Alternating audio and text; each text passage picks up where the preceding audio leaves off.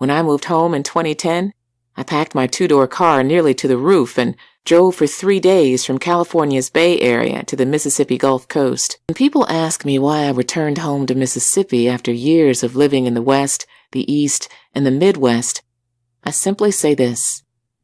I moved home because I love the beauty of the place and I love the people. It is difficult for them to understand why a successful black woman would choose to return to the South and, worse yet, to Mississippi, which looms large in the public's imagination for its racist depredations, and rightfully so. In the early 1800s, there were more millionaires in Mississippi than anywhere else in the country, and all these white men were made rich by cotton, by slavery. Their fields were notorious for their brutality and their productivity. When this cornerstone of the state's foundation was hobbled by the Civil War and the 13th Amendment, those in power reacted immediately, violently, burning with the same sense of entitlement that had led them to settle this wild place. Black pain, Native pain, women's pain. If this was necessary in order to reap their lot, to build their wealth, to earn their leisure, so be it. White Mississippi's steadfast belief in this idea was not only readily apparent, but also burned into the national consciousness. There are many images of tortured and lynched people taken during that era in the South.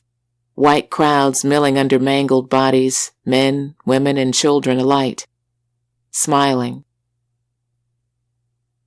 In the 60s, civil rights demonstrators across the South faced dogs, water hoses, and guns. These images remain with us. Mississippi is the memory America invokes whenever it wants to convince itself that racial violence and subjugation are mostly lodged in the past, that they have no space in our present moment, save in this backward place. This can be that place. The aggression is sometimes slight and interpersonal, as simple as me walking through a department store with my children, an obvious shopper, when an older white woman with perfectly coiffed hair and small hands walks up to ask me if a shirt or a pair of shoes is on sale. When my youngest sister stops at a gas station, a white man takes offense at the volume of her rap music and tells her to turn that down. When she visits her friend's apartment, the neighbor casually tosses the word at her, as easily as an underhand softball toss. I breathe. I remain. I remember that Mississippi is not only its ugliness, its treachery, its willful ignorance.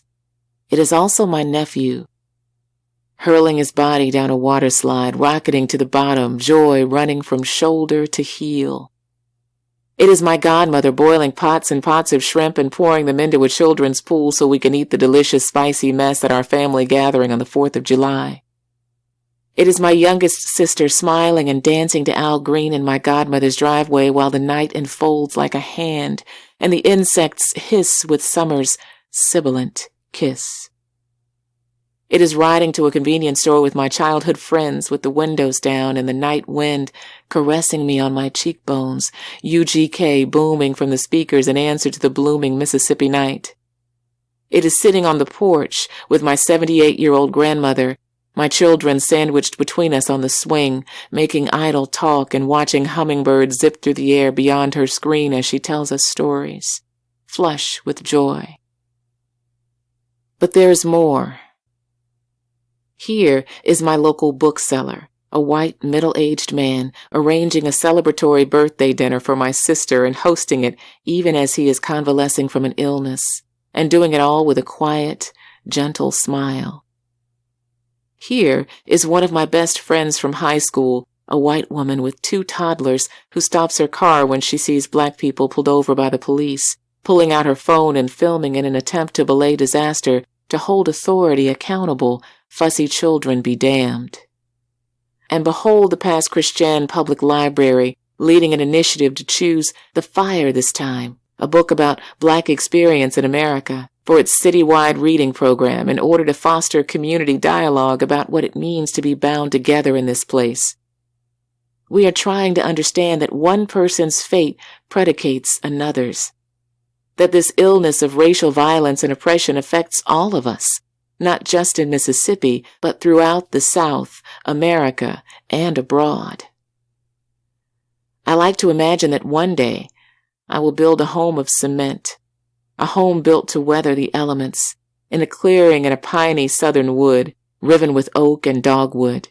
I'd like a small garden where I could grow yellow squash and bell peppers in the summer, collards and carrots in the winter, and perhaps keep a few chickens. I wish for 1 or 2 kind neighbors who will return my headstrong bulldog if she wanders off, neighbors who I can gift a gallon of water in the aftermath of a hurricane. I like to think that after I die, my children will look at that place and see a place of refuge, of rest. I hope they do not flee. I hope that at least one of them will want to remain here in this place that I love more than I loathe. And I hope the work that I have done to make Mississippi a place worth living is enough. I hope they feel more themselves in this place than any other in the world, and that if they do leave, they dream of that house, that clearing, those woods, when they sleep.